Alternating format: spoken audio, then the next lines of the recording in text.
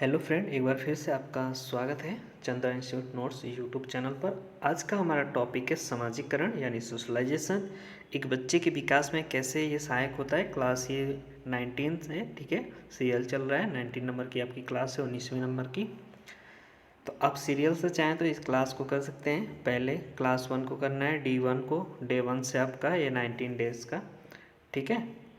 Class हो गया। चलिए अब शुरू करते हैं। इससे पहले अगर चैनल पर नए हैं तो सब्सक्राइब कर लीजिएगा, बेल आइकन भी ऑन कर लीजिएगा ताकि आने वाली वीडियो की नोटिफिकेशन आपको मिल जाए। तो सीटेट के लिए हम पढ़ रहे हैं यहाँ पे, ठीक है। सीडीपी की जो क्लास चल रही है फिलहाल आपका सामने सीटेट है, तो सीटेट के लिए हम पढ़ रहे हैं। इसमें शिक्षण भी पढ़ेंगे और शिक्षण को ले करके चल रहे हैं एक साथ में। और इससे आने वाले क्वेश्चन 2-3 दिन बाद करवाए जाएंगे क्योंकि आपके सारे टॉपिक्स लगभग ख़त्म हो चुके हैं। 2-3 टॉपिक को छोड़ करके फिर जो बचा रहेगा आप लोग मुझे कमेंट करना, मैं उसको कम्प्लीटली करवा दूंगा। लेकिन आप लोग चैनल को सब्सक्राइब ज़रूर कर लेना, इतना आप ज़रूर करना। तो सामाजिकरण की जो प्रक्रिया है, जो प्रोसेस ऑफ सोशलाइजेशन है, वो है क्या। तो सामाजिकरण एक प्रकार की या ऐसी प्रक्रिया है जिसमें मानव या बच्चा या व्यक्ति, कुछ भी कह लीजिए, समाज में रहकर सीखता है। तो यहाँ पे हम चाइल्ड डेवलपमेंट में बच्चे की बात करेंगे, ठीक है, बच्चे के ऊपर। तो बच्चा क्या करता है, समाज में रहकर सीखता है। वो क्या हो गया, हमारा सामाजिकरण का एक प्रक्रिया हो गया, ठीक है। Socialisation is a process in which the child और human learn in the society.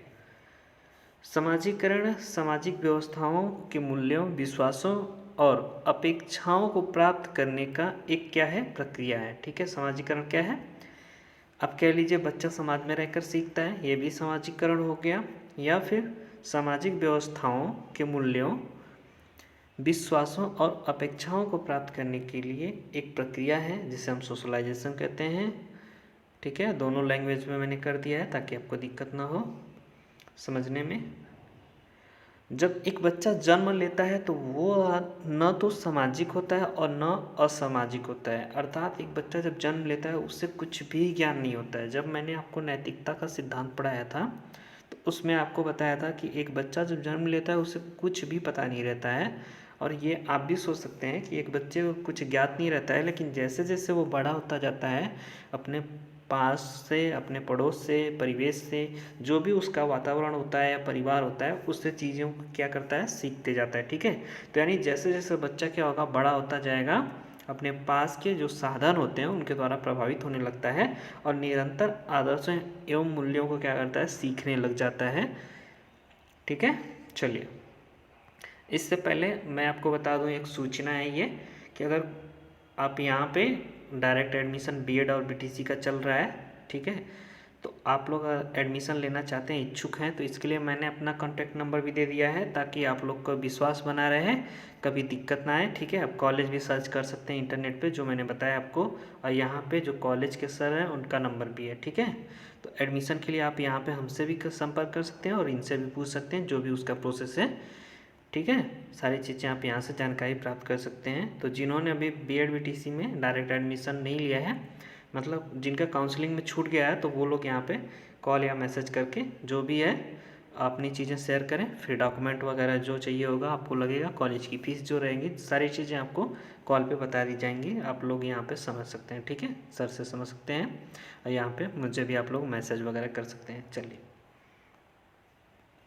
तो अगर फीचर ऑफ सोशलाइजेशन की बात करें यहाँ पे, तो जो सामाजिकरण है वो है क्या चीज़। तो सामाजिकरण, इसका जो फीचर है वो सामाजिकरण एक सतत प्रक्रिया है, ठीक है। आपके सीटेट एग्जाम में पूछा जाएगा तो वहाँ पे ऑप्शन में दिया रहेगा एक सतत प्रक्रिया है या इस तरीके के। जब मैं क्वेश्चन लेके आऊँगा ना तो सारी चीज़ें आपकी क्लियर हो जाएंगी। तो सामाजिकरण क्या है, एक सतत प्रक्रिया है। Socialisation is a continuous process, अपनी संस्कृति को आत्मसात करने की प्रक्रिया है, ठीक है। अपनी संस्कृति को क्या करना है, आत्मसात करने की एक प्रक्रिया है। अगला है सामाजिकरण, औपचारिक तथा अनौपचारिक दोनों प्रकार से होता है। मतलब सामाजिकरण डायरेक्ट हो सकता है या फिर किसी माध्यम से हो सकता है, ठीक है। चलिए, अब यहाँ पे सामाजिकरण से व्यक्ति क्या करता है या बच्चा जो होता है वो अनुशासन सीखता है। यानी समाज में जो रीति रिवाज होते हैं, जो कानून होते हैं, जैसे अभी हम लोग के मतलब जो हम लोग का हिंदू धर्म होता है उसमें शादी के जो तरीके होते हैं या पूजा पाठ के तरीके होते हैं अलग होते हैं, अलग धर्मों में देख लीजिए अलग होते हैं। ये भी हो सकता है या अलग अलग जो मतलब जाति में होता है तो अलग अलग तरीके से होता है, या लगन का जो समय होता है अलग अलग होता है। तो कोई चीज़ें होती हैं जो सामाजिक क्या होता है, सामाजिकरण, उसी को हमको क्या करना है, फॉलो करना है। ठीक है, समाज के जो नियम कानून हैं, समाज के नियम कानून उसी को आपको फॉलो करना है, वही तो है, वही तो आप सीखेंगे।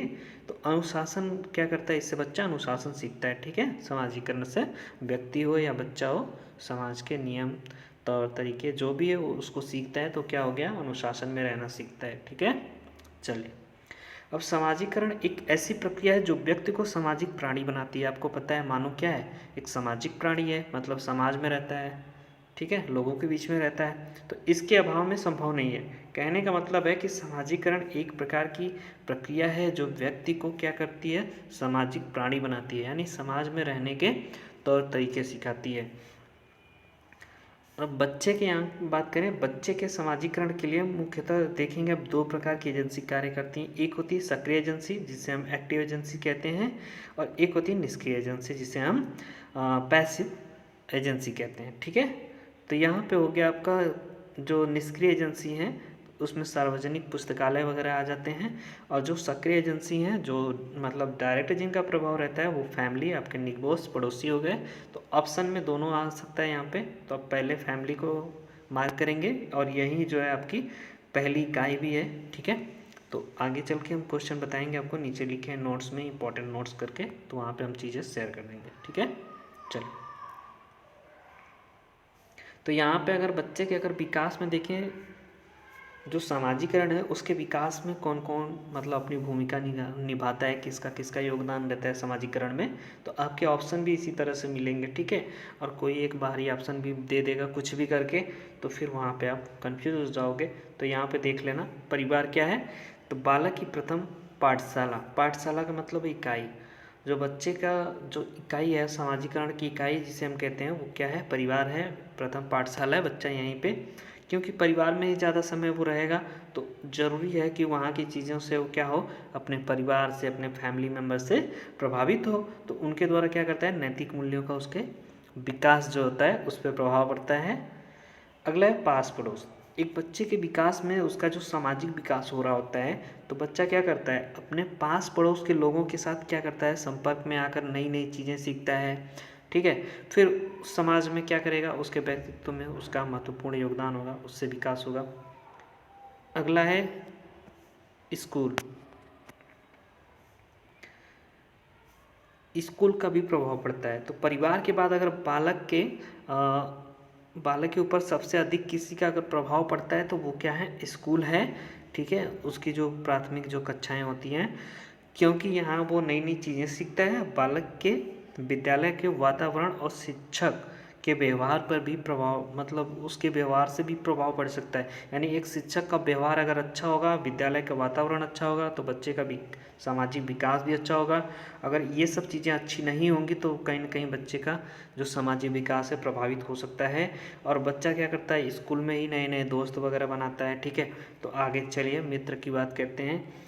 तो जब मित्र की बात आएगी तो आप देखिए यहाँ पे अपनी उम्र के अनुसार बच्चे क्या करते हैं, अलग अलग समूह का निर्माण करते हैं। ठीक है, जो जिस कैटेगरी में रहता है, जैसे मतलब रहता है वैसे हिसाब से वो क्या करता है, अपना ग्रुप बनाता है। ठीक है, तो उसमें क्या होगा कि अगर अच्छा व्यवहार नहीं मिलता है, अगर कोई मित्र ऐसा भी है ग्रुप में कि जिसका व्यवहार अच्छा ना हो, तो उससे वो क्या कर सकता है, प्रभावित कर सकता है, तो नकारात्मक प्रभाव भी पड़ सकता है। अगर फ्रेंड्स अच्छे हों, ग्रुप अच्छा हो, जो मित्रता हो वो अगर अच्छी हो, तो बच्चा का जो सामाजिक विकास होगा तो उस क्या करेगा, उसके सामाजिक जो कौशल होते हैं, सामाजिक विकास, तो वो क्या करेगा, सीखेगा, अच्छी चीज़ें सीखेगा। अगर वहीं पे निगेटिव माहौल है तो गलत चीज़ें भी सीख लेगा।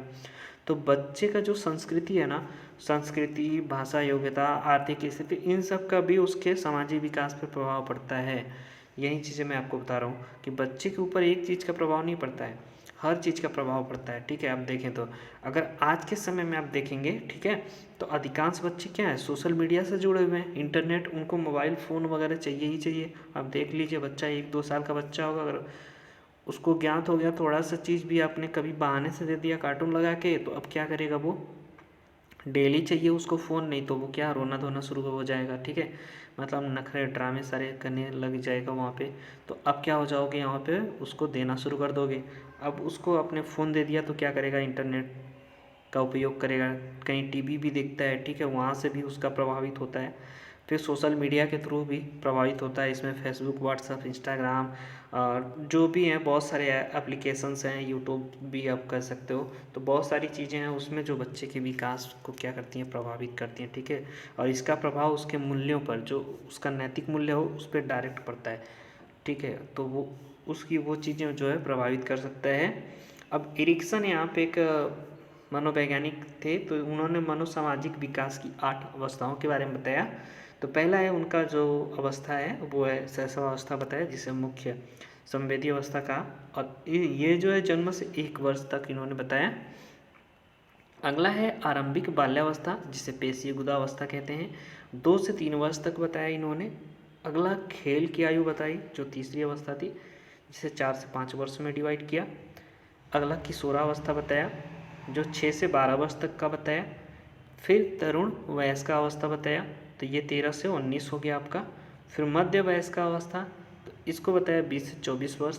इसके बाद देखेंगे आप तो उत्तर वयस्क अवस्था बताया इन्होंने, जिसे परिपक्वता कह सकते हैं, आप बुढ़ापा भी कह सकते हैं, जो 25 से 64 हो गया। और नेक्स्ट जो है वो भी क्या है, सेम, बिल्कुल यहाँ पे बुढ़ापा कह सकते हैं, परिपक्वता कह सकते हैं, या उत्तर वयस्क अवस्था कह सकते हैं, ठीक है। ये 65 से मृत्यु तक का जो समय होता है उसको ये इसमें काउंट किया है। अब इम्पॉर्टेंट जो इसमें पॉइंट मैंने बताया आपको, कि इम्पॉर्टेंट पॉइंट मैं आपको बताऊंगा लास्ट में। तो सामाजिकरण की पहली इकाई पूछा गया है क्वेश्चन, ठीक है। यहाँ से इस टॉपिक से इस प्रश्न को आप देख लीजिएगा कि सामाजिकरण की पहली इकाई कौन सी है, परिवार यानी फैमिली है।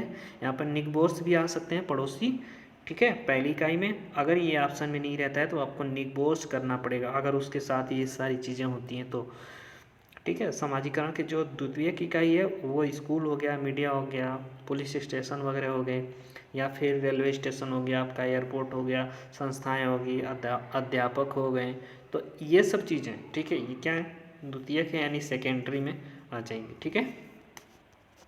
तो आज के लिए इतना ही। तो अगर आप चैनल पर नए हैं तो ज़रूर आप सब्सक्राइब करें, क्योंकि यहाँ पे सीटेट, सुपर टेट और यूपी टेट की आपकी तैयारी यहाँ पे करवाई जाएगी। और टेलीग्राम पे ये आप लिंक देख लीजिए, चंदन इंस्टीट्यूट इलाहाबाद का, ठीक है, ये लोगो आपको मिलेगा, तो उसको आप ज्वाइन ज़रूर करें यहाँ पे, ठीक है। इसको ज्वाइन कर लीजिए आप लोग ग्रुप को। और बाकी चैनल पे नए हैं तो सब्सक्राइब आपको कर लेना है, बेल आइकन भी यहाँ पे ऑन है तो आपको भी ऑन कर लेना है, ताकि नोटिफिकेशन आपको मिलता रहे। बाकी जिसको भी एडमिशन लेना है, जो भी भाई बहन आपके हैं, या कोई मित्र यार अगर BTC BEd करना चाहता है तो आप संपर्क कर सकते हो, ठीक है, कोई दिक्कत वाली बात नहीं है। इसलिए ट्रस्ट के लिए मैंने अपना नंबर भी यहाँ पे शेयर किया हुआ है, नहीं तो वरना मैं अपना करता नहीं, क्योंकि आज तक नहीं किया हूँ तो आगे भी नहीं करता।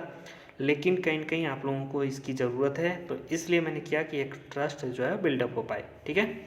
चलिए मिलते हैं नेक्स्ट में, तब तक के लिए Jai Hind, goodbye, take care.